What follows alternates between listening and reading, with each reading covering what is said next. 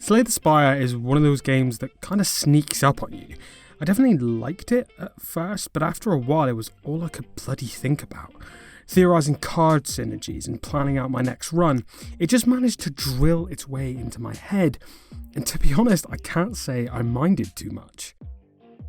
Slay the Spire is a card-based roguelike, where you try to battle your way up the titular spire. You start with a basic deck that varies depending on whatever class you've picked for that run. As you progress up the floors, you power up with new cards, potions and relics. Cards are cards, potions give you temporary little boosts, and relics give you permanent bonuses that range from minor little extras to wildly powerful abilities. But along the way, you're going to be facing off against all sorts of enemies, like slimes, snakes, and tic-tacs? I don't know, I think that's a tic-tac. At its core, this is a lovely little premise. It's simple and easy to understand, but underneath that simplicity is an incredibly deep and complex engine of synergies and tactics, all of which make themselves clear just through your time with the game. To explain this properly, let's talk cooking. I am a terrible cook. You give me a list of instructions, I can probably follow them with minimal injury to myself and others. But if you were to give me a bucket of ingredients and tell me to rustle something up, I'm just as likely to make a Boeing 747 as I am to make anything remotely edible.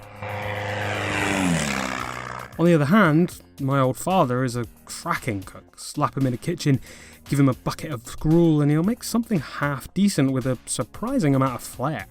The personal progress I made playing Slay the Spire felt like going from that stupid old me to my dad. I started off vacantly staring at the choice of 3 cards at the end of combat, but after a few hours I was starting to understand synergies, and each card or relic I picked out was both informed by and influenced the vision I had for that deck.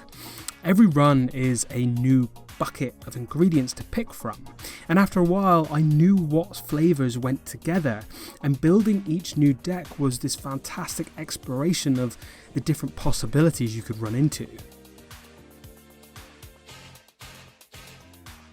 What's more, you go through this satisfying little cooking lesson with each class, and as a little bonus they're unlocked in order of complexity, allowing you to get to grips with the game as you progress through the classes. And each class is entirely unique. They have a completely unique pool of cards and massively variant playstyles. The Ironclad is a machine at dumping out straight up damage.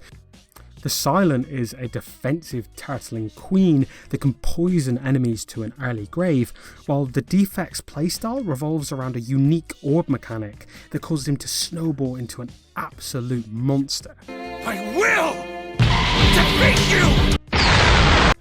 Along with being single player, this game throws out the frustrations I have with other deck building games. I like playing Hearthstone, Magic the Gathering and Gwent. The tactical thought is really interesting and exciting to me, but I don't enjoy the overhead work of researching and building a deck. By giving you a choice between just 3 cards after each battle, Slay the Spire turns the tedium of deck building into a series of rewarding little decisions. This also applies to the trips to the shop and or the choices between relics after every boss. This all results in every deck having its own personality and quirks, and the process itself feels entirely organic.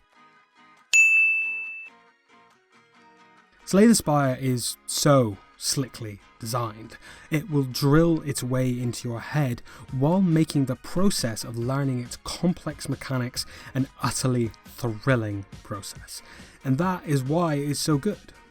Right, like if you liked, it really does help me out, and subscribe if you fancy it. On the left there is a playlist of all my videos like this, and on the right is a game I think you might like. Thanks for watching, and I'll see you next month.